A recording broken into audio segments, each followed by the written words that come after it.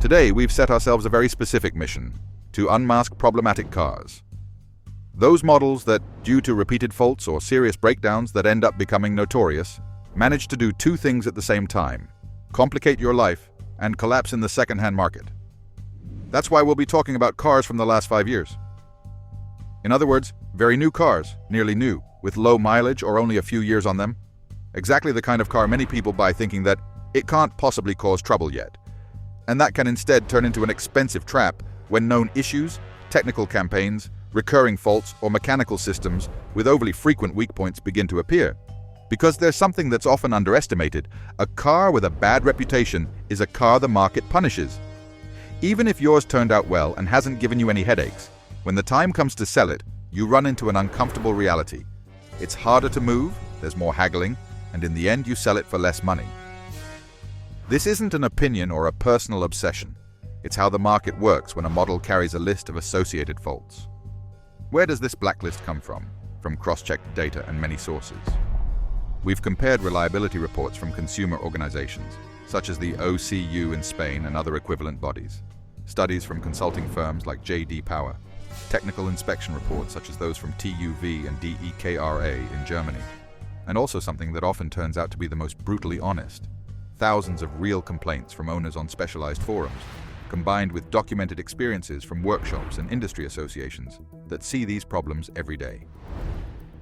And an important nuance: there will be models that deserve to be here more than others, and there may also be people who buy one of these cars and get lucky.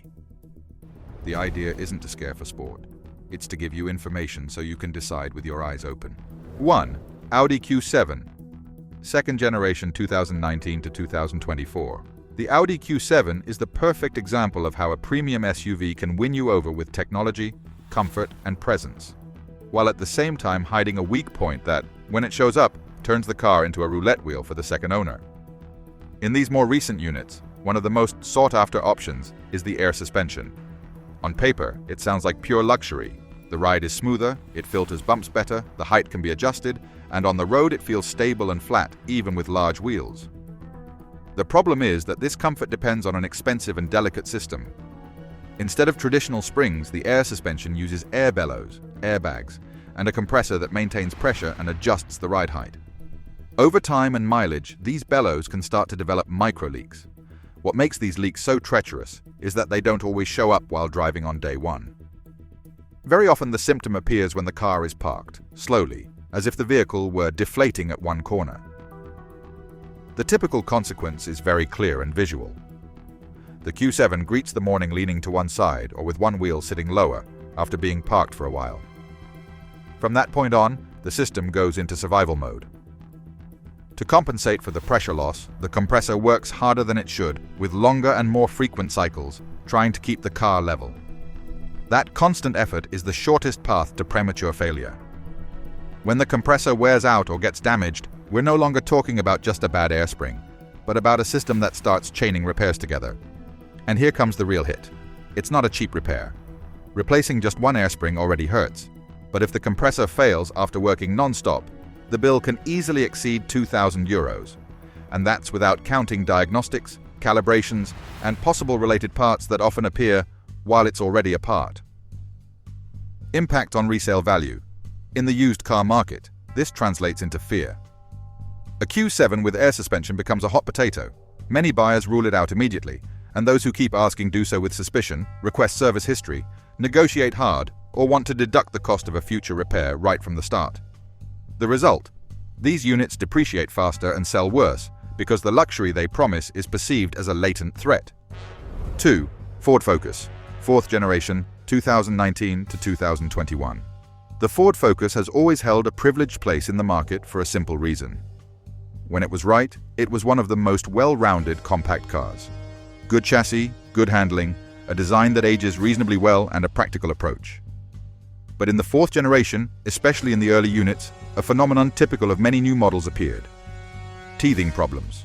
And in this case, the weak spot wasn't a minor trim issue, but something that hits the buyer's wallet and confidence directly: the transmission. The most repeated and serious issue in these early Focus models was the appearance of leaks in the gearboxes, reported in both manual and automatic versions. Although in practice the spotlight usually falls on the manual due to how often it's mentioned and how late it tends to be detected. An oil leak in the transmission is not like a small coolant loss that you top up and move on. Here, the lubricant is literally what prevents the internal components from destroying themselves through friction and heat. If the car is driven with a low oil level in the gearbox, wear stops being progressive and becomes catastrophic. Gears, bearings, and synchronizers operate out of spec, overheat, get damaged, and when the problem becomes visible, it's no longer about sealing a leak, but about repairing or replacing components. On top of that comes something that, while not a physical fault of the MK4, weighs heavily on the market: the bad image legacy of the Focus MK3, especially due to the power shift transmission failures. Many people don't distinguish between generations or technical details. They just remember Focus and gearbox problems. And that perception, fair or not, becomes a shadow that follows the newer models whenever any transmission-related symptom appears. At the same time, electrical and electronic issues have also been reported, reinforcing the feeling of a temperamental car. Electrical system problems can show up as jerking, loss of power, erratic warnings, or even difficulty starting. It doesn't always mean a massive failure, but it does add uncertainty. And in the used market, uncertainty is poison. Buyers don't want a car that sometimes does strange things. Impact on resale value. Even though Ford corrected many of these issues in later units, Focus models from the first years of production of this generation were left marked. In the used car market, they tend to suffer more aggressive depreciation, face heavier negotiation, and generate distrust. The result is clear. They sell more slowly and for less money, even if the individual car is spotless and fully up to date on maintenance. 3. Jaguar and Land Rover, F-Pace, Discovery Sport, and Evoque, 2019 to 2024. On paper, these British SUVs had everything going for them as a complete purchase. Elegant design, strong road presence, premium-feeling interiors, and a brand image that sells status. But precisely because of that, when repeated failures appear, the blow is doubled. It hurts the wallet and the ownership experience alike. This blacklist groups together the Jaguar F-Pace, Land Rover Discovery Sport, and Range Rover Evoque from 2019 to 2024, because beyond being close cousins in philosophy, they share a platform and, more importantly, they share several problems. The main focus tends to be on the Ingenium engines, both diesel and petrol. Reports include excessive oil consumption, overheating episodes, and timing chain issues. What makes this dangerous isn't just the isolated fault, but the domino effect. Excessive oil consumption, if it goes unnoticed, lowers the oil level, raises internal temperatures, compromises lubrication, and can accelerate wear on critical components. Add overheating to the mix and the engine enters expensive territory: failing gaskets, warping, recurring cooling system issues, and repairs that are no longer maintenance but surgery. The timing chain is another delicate chapter, because when it starts showing symptoms, it's rarely a simple fix. In many cases, labor costs are high and the risk of major damage is real. If the timing system goes out of sync or fails seriously, the result can be a major breakdown, with an engine that ends up costing more to repair than to replace. In practice, mechanical peace of mind stops being a reassurance and becomes a real possibility of financial disaster. And as if mechanical issues weren't enough, there's also electronics that too often fall short of what's expected from a premium product. Infotainment systems that freeze, intermittent faults, sensor errors, and electrical problems ranging from locks and comfort modules to false warnings. They don't always immobilize the car, but they do erode confidence day after day. Impact on resale value. Jaguar and Land Rover carry some of the highest depreciation rates on the market, and that's no coincidence. Second-hand buyers see these vehicles as a risky bet: potentially expensive failures, temperamental electronics, and unfriendly repair costs. The outcome is predictable. Their value collapses over time, and they're harder to sell without accepting heavy discounts. 4. Nissan Qashqai, third generation 2021 to 2022. The third generation of the Nissan Qashqai arrived with a clear leap in design, perceived quality, and equipment. More screens, more driver aids, more connectivity, and a digital experience that put it up to date compared to its rivals. The problem is that, on the first units, this same technological layer ended up becoming its weak point. The electronics were not always up to the level promised by the system. The most recurring fault in the first 2021 and 2022 batches is usually not a broken engine or a failing gearbox, but something that wears down over time. Issues with the multimedia system and general electronics. Complaints repeat about frozen screens, spontaneous reboots, unresponsive menus, lost phone connections, camera or navigation errors, and functions that disappear and return after turning the vehicle off and on again. In a modern car, where the digital interface controls navigation, cameras, climate control, and part of the driver aids, a simple freeze feels like a failure of the entire car. The most annoying consequence is the appearance of the generic warning on the dashboard. System failure. It's a fatal message because it's so vague. It doesn't specify whether the problem originates from the multimedia module, a sensor, a control unit, or a momentary communication drop between systems. And the worst part is that, very often, the immediate solution ends up being the same. Stop, turn off the vehicle, and restart it so that everything returns, at least temporarily, to normal. This restart works like a patch. It relieves the symptom but doesn't fix the root cause and leaves a feeling of uncertainty. At the dealership, some of these issues are mitigated with software updates, reprogramming, and technical campaigns. The practical problem is that not all units have received the latest versions, and on the used car market, the difference between updated and pending can be huge. Furthermore, when the fault is intermittent, it's not always conclusively recorded, making it difficult to prove the car is truly fixed. Impact on resale value. Although the Qashqai is a highly demanded model, these electronic faults create real doubts. Owner forums accumulate long threads about frozen screens and generic warnings, which translates into distrust and haggling. A vehicle without a clear update history, without invoices for applied campaigns, or with recent symptoms, usually sells slower and at a lower price. That's why units with up-to-date software, and even better, with a valid warranty, retain their value better.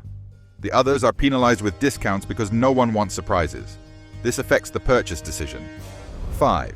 Renault Clio 5 and Captur 2 E-Tech, hybrids 2020 to 2023. In recent years, Renault has strongly pushed its E-Tech hybrid technology with a very specific proposal.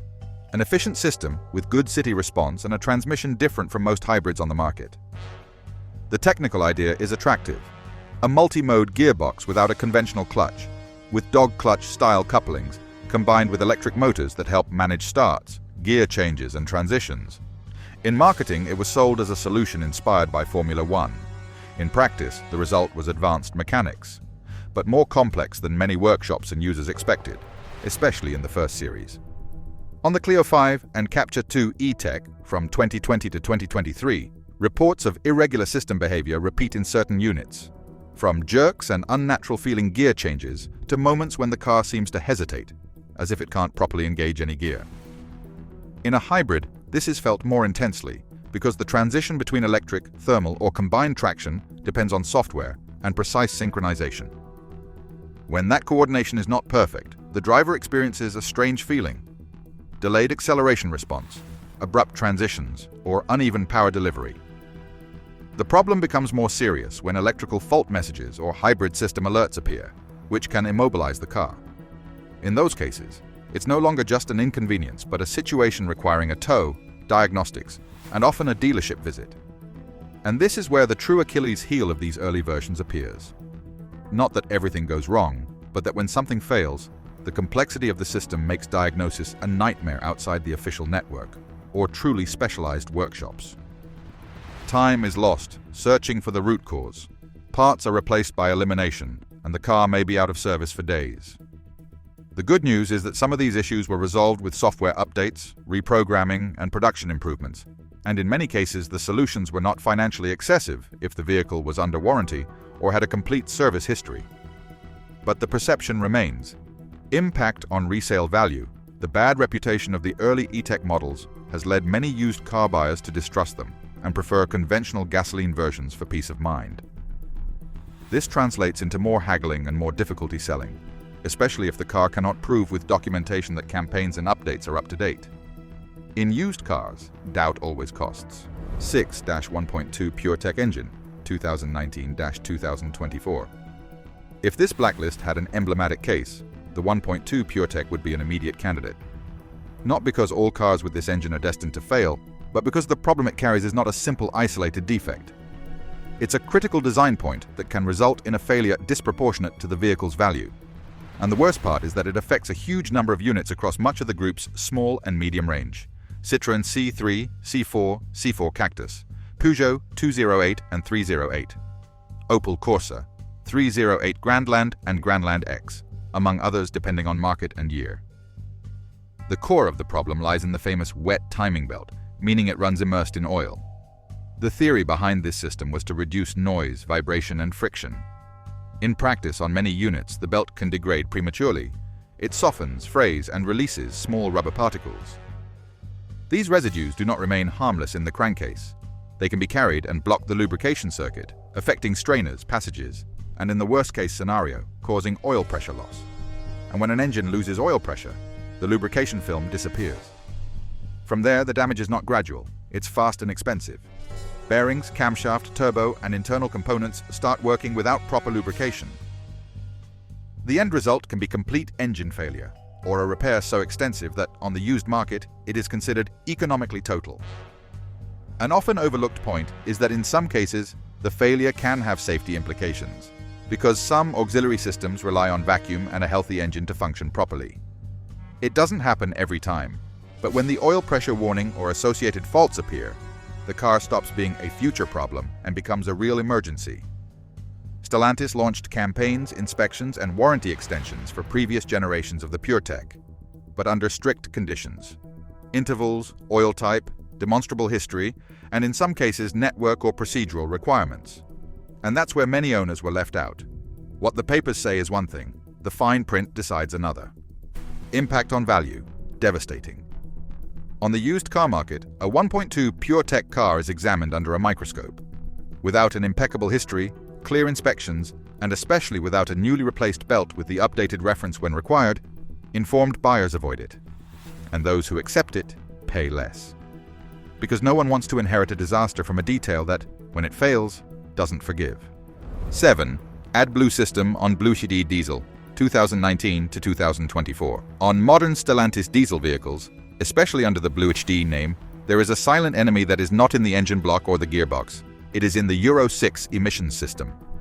Models like the Citroën C5 Aircross, Peugeot 3008, 5008, and other equivalent diesels rely on the SCR system, which doses a urea solution, AdBlue, to reduce nitrogen oxides. In theory, it is a clean, automatic, and transparent system. In real life, it became a recurring problem so frequently that over time it became a common topic for workshops and consumer associations, and when it fails, it is rarely cheap. The most repeated pattern begins with a word often heard in workshops and forums: crystallization. Under certain uses and conditions, the fluid can degrade and form crystals. These crystals end up affecting components of the system: the level sensor, the pump, the dosing circuit, and even the tank ventilation. The result is that the system reads incorrect values, locks up, or completely stops dosing as it should, even if the engine is in perfect condition. The consequence comes in the form of a message no one wants to see: emissions system failure, followed by a programmed threat. Starting impossible in X kilometers. The car begins a countdown, and when it reaches 0, it will not restart. This is not a quirk of the manufacturer. In Euro 6, the vehicle is designed not to drive if the system is not operational. The problem is that sometimes the counter appears even if the tank contains AdBlue due to reading errors or software issues, turning it into a mechanical hostage situation. Either you fix it or you don't have a car. Here, the failure becomes an economic trap. In many cases, the official solution involves replacing the entire urea tank assembly, because the pump and sensors are integrated and cannot always be repaired separately. Although there are occasional fixes, the typical bill easily exceeds €1,000 including parts, labor, diagnostics, and calibrations. Impact on value. On the used car market, a unit with a history of warnings, replaced tanks, or unclear repairs becomes difficult to sell. Stellantis announced special coverage and compensation platforms for certain Euro 6 vehicles produced between 2014 and 2020, but the perception remains clear. If the counter appears, the car commands, and the owner pays. 8. Tesla Model 3, 2019 to 2022. The Tesla Model 3 was, without a doubt, one of the cars that redefined the electric market. Performance, efficiency, charging network, and a software approach that seemed to come from the future. The problem is that, especially in several units from these years, and with a particular reputation for those manufactured in Fremont, the brilliant concept did not always translate into execution at the price level. In this case, the blacklist does not focus so much on serious mechanical failures, but on something that weighs heavily in a used car: build quality and finish consistency. The most frequent reports point to visible misalignments between body panels, differences in gaps between doors, hood and trunk, and finishes that are not always uniform. Added to this are complaints about delicate paint, with layers that mark, chip, or damage relatively easily compared to expectations in a premium segment. This is not a minor detail. In a modern car, paint and alignment are part of the presentation, and when they fail, the car can give the impression of a rushed product, even if performance is adequate. In daily use, another major chapter concerns the cabin. Owners describe a veritable symphony of noises, vibrations and creaks. Sounds appear over bumps, speed humps, uneven roads, or even at certain speeds as if plastics, trims, or internal joints are not fully settled. The sensitive point here is psychological. A car can accelerate strongly, brake well, and consume little. But if every trip is accompanied by constant noises, the experience deteriorates, and the owner feels like they are driving something poorly finished. The practical consequence is a chain of visits to the service center for adjustments, trim realignment, sealing, and corrections. And while many of these interventions can resolve the issue, the wear remains. Lost time, uncertainty, and fear that the noises will return. Impact on resale value. Tesla tends to maintain demand, but used car buyers have become much more demanding. On the Model 3, assembly quality has become a key factor. Units with obvious misalignments, damaged paint, or noisy interiors sell slower and at a discount, because the market penalizes what cannot be fixed with a simple mechanical check. 9. MQB Evo Platform, 2020 to 2022. In this blacklist, there is a case that cannot be understood by looking only at the engine or the transmission, because the problem was deeper. It was software. The MQB Evo platform arrived as the base for a new generation of highly anticipated compact cars. Volkswagen Golf 8, Audi A3, Seat Leon 4, and several equivalent group models. The technological leap was huge, but the landing was clumsy. In the first years, the overall feeling was that of buying a modern car, with a nervous system that was still not ready. The focus of the chaos was the infotainment system and the surrounding electronic architecture. It was not a radio that works badly, but a central screen and menus that started controlling a large part of the vehicle. Settings, navigation, connectivity, profiles, assistance, and in some trims even functions that were previously on physical buttons. In the first units, stories of black screens, constant reboots, unresponsive touch controls, frozen menus, and functions appearing and disappearing without logic were common. The problem was not just annoying, it became sensitive.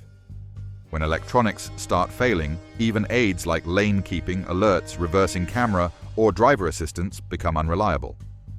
And there, the experience stops being frustrating and becomes potentially dangerous, because a driver can lose immediate access to basic functions or rely on an assistant that decides to disconnect that day. The group itself admitted that the launch was affected by software problems. There were delays and even interruptions linked to failures in mandatory systems like eCall on the first Golf 8, and later broader corrective measures were applied. The way out of this maze was massive updates, full reprogramming, technical campaigns, and recalls depending on the market. In Europe, Volkswagen carried out voluntary updates and campaigns to fix failures affecting infotainment and associated systems. In the United States, for example, there were recalls related to camera display failures that were solved with infotainment system software. Impact on value. The first units, especially 2020 to 2021, were marked. In the used market, a Golf 8, A3, or Leon from these years is valued differently depending on whether it has a clear history of campaigns, updates, and real stability. If it doesn't, the buyer doesn't argue. They discount. 10. DSG DQ 200 transmission, 2019 to 2024.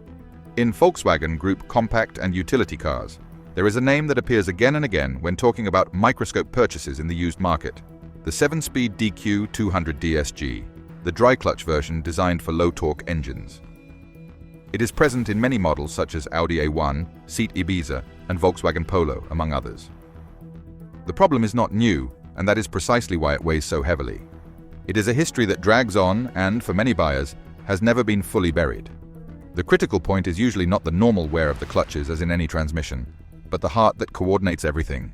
The mechatronic unit, the electrohydraulic brain that decides when, how, and with what pressure each shift is executed.